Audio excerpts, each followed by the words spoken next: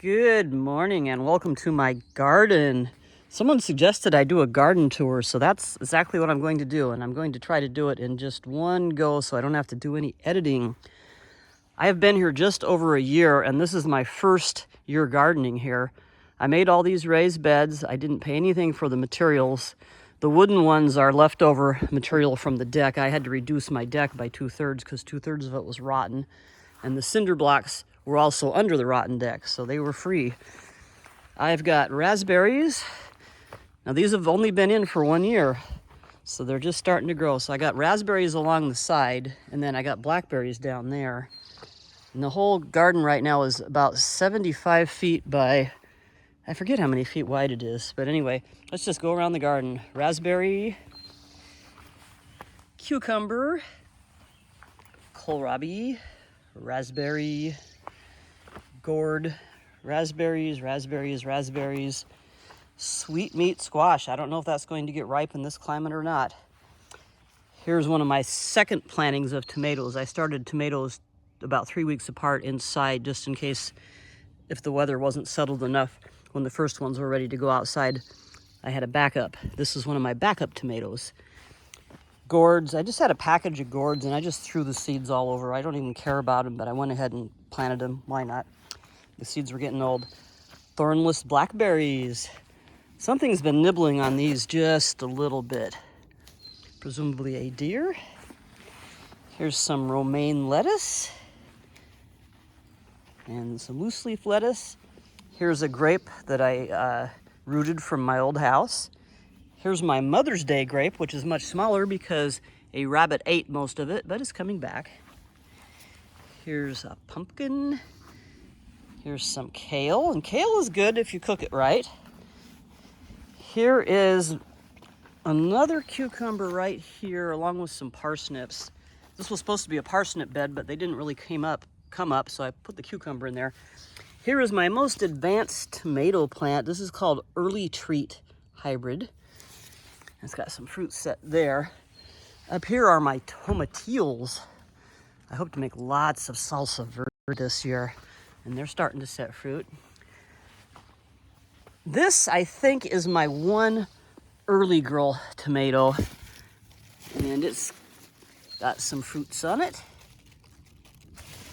And this is another one of those early treat tomatoes.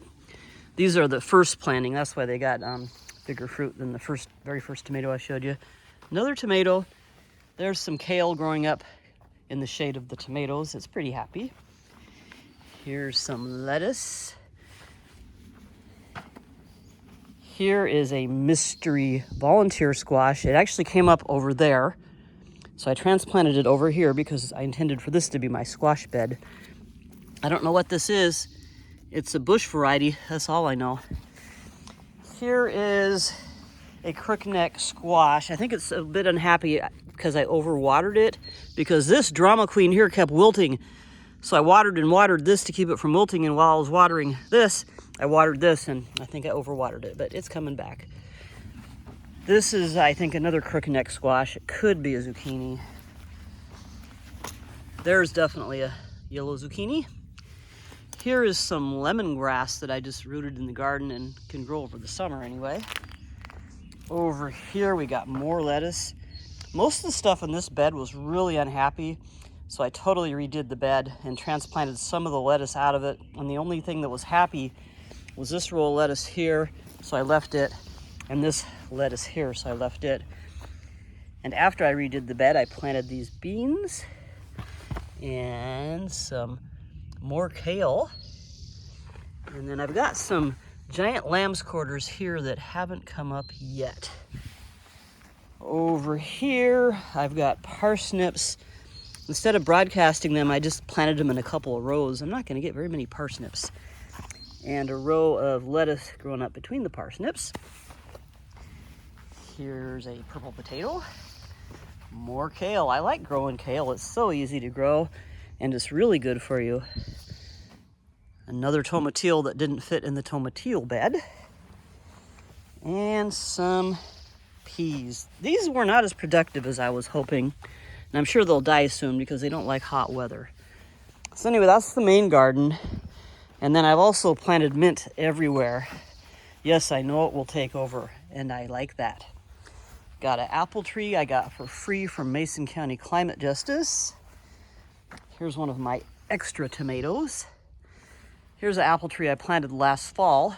It's a Golden Delicious. More mint, because I just absolutely love mint. Now, I won't plant mint in the main garden. I don't want it taken over there, but everywhere else it can take over. I'm fine with that. And here, I've got some blueberries. I just planted these last fall, and look at them go. I'm gonna get lots of blueberries. This is a blue crop blueberry here. So that's my back garden, and I've got like herbs and stuff planted all around. And this is about to get expanded. I've got some stakes up here, and I'm gonna expand this out to go around the blueberries. And I've got a friend that's going to come and build a garden gate for me. One here and one down there. Since this garden is so long and skinny, it needs 2 gates.